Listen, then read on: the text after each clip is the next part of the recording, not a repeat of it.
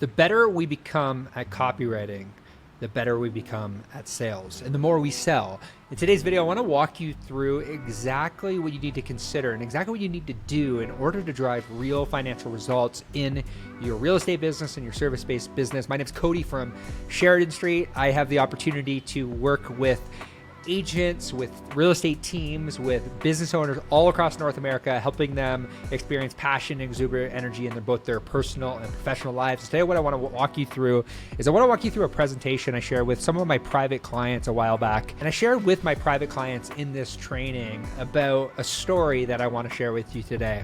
I want to actually read it because I actually read it during this presentation that I did with them, and around how when we become better copywriters, when we become better storytellers, when we become better at sales, and we end up selling more of our services.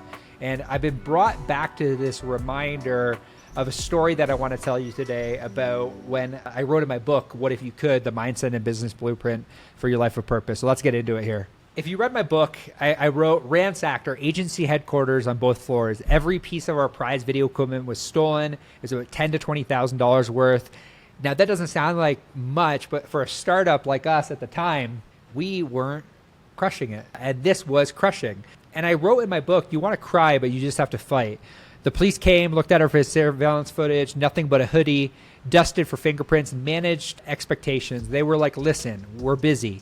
We might be able to hit up the pawn shops later, but if you guys really have the time, you best head over there right away with your serial numbers and cross your fingers they turn up, not at a town out of shop. Me and Neil, so that was my business partner at the time, the authors of this book thought, let's go, knowing it would be like winning the lottery. We hit up literally every single downtown pawn shop that was available. Every single pawn shop that was available, we hit every single one. Now, the crazy thing is at the last shop, literally at the moment we were giving our serial numbers to the clerk, a guy walks in and stands next to us. And what do you know? He's weighed down by a heavy knapsack, our camera lens popping out. We look at each other thinking, what are the odds? Signaling to the clerk, to the stall dude. We head outside and call the police officer, get over here. We're sharing the sidewalk with a thief spotter.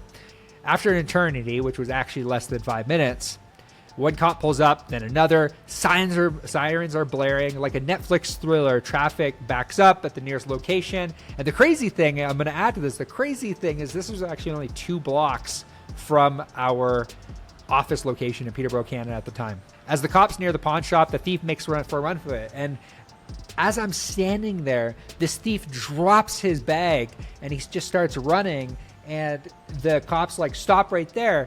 And the thief runs, the spotter bolts in another direction, and the cop chases the bad guy in our gear while Neil chases the cop chasing the bad guy. Luckily, the cop caught the thief first. But we didn't write in this book, was he actually ran into an off-duty cop. So the cop that was running after him and the cop that was running towards him was off duty, and they took him down together. Like, what are the odds? So the long story short of this story is our kind of luck begins with action-oriented mindset that is all about going after life and business, not waiting for it to come to you. It's driven by starting, by trying, by being resilient, and never giving up. The book that we wrote is a blueprint for building your life of purpose. In it are the principles, attitudes, and mindsets that we live by and have brought success and joy. We hope that we inspire you, make a difference. And we wrote about this in our book. And I share this with you today.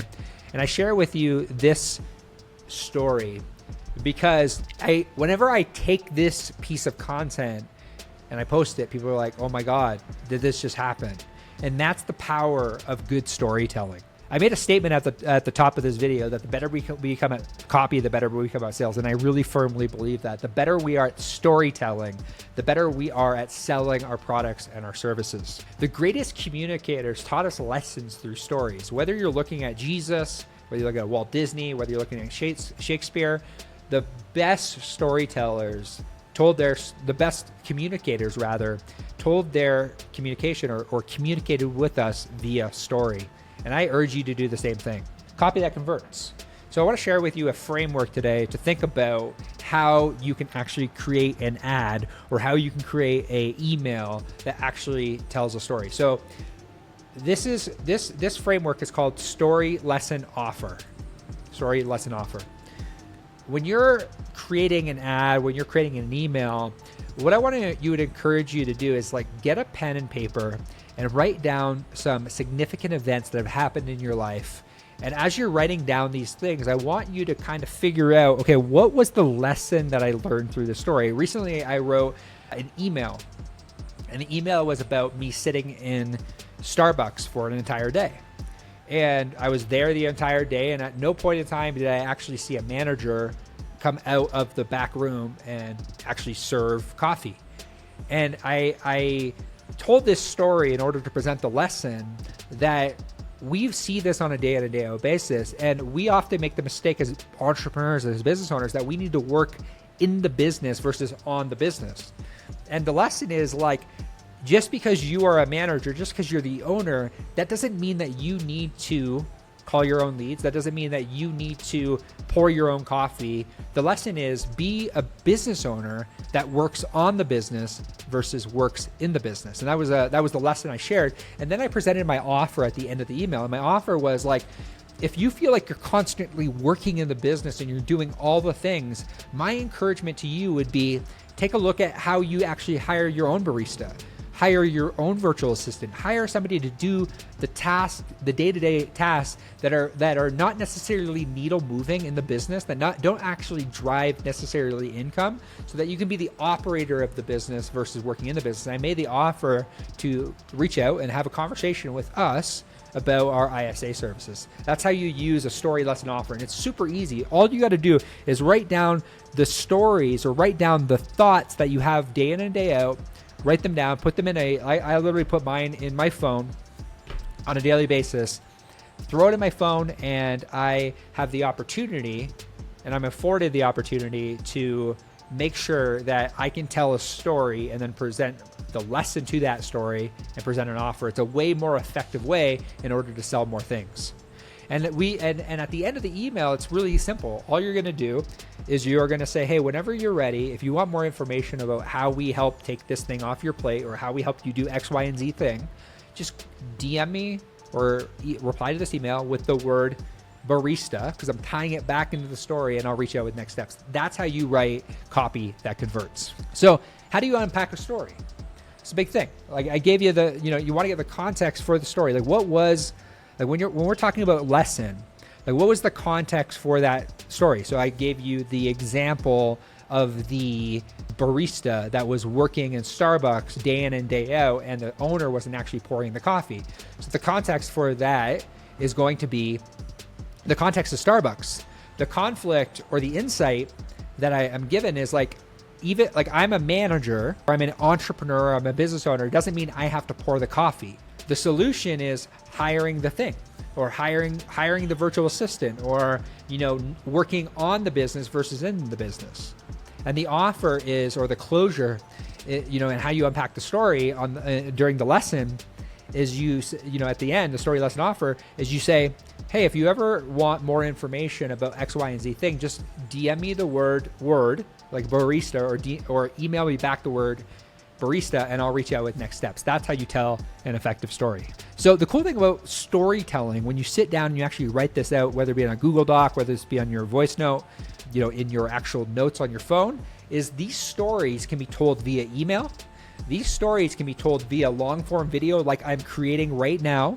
And these stories that you create can be told via short form video. So I can make a short form variation of this, I can make a long form variation of this, and I can actually email this, and I can make the decision, do I want to write this out, or do I want to just send them the video that I'm creating right now? You can do both. So in one story, you have 4 mediums that you can deliver your message in a way that actually gets them in a compelling way to raise their hand. Because ultimately, we know that all conversion happens in great conversation. But in order to do that, in order to have that conversation, that inbound conversation, we need to get more people to raise their hand. And this is how we get them to raise their hand.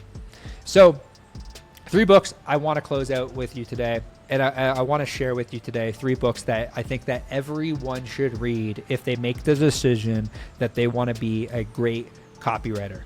The first book is The Boron Letters by Gary Halbert. It is a book that Gary wrote to his son while he was in jail. He's one of the most genius advertisers, one of the most genius copywriters in like really our time. And he shares with you in this book the lessons he's learned around copy, because he's actually writing these lessons to his son in jail to teach him how to become a better copywriter, how to make more money. Because the better you become at copy, the better you become at sales, and the better you become at sales, the more money you make, the more impact you have, and the more financial freedom you experience. The second book I would recommend you read is Scientific Advertising by Claude Hopkins. Phenomenal book. And the last book that you have to read if you want to get really great at understanding the mind of the consumer. This is more of a human psychology book, I would say.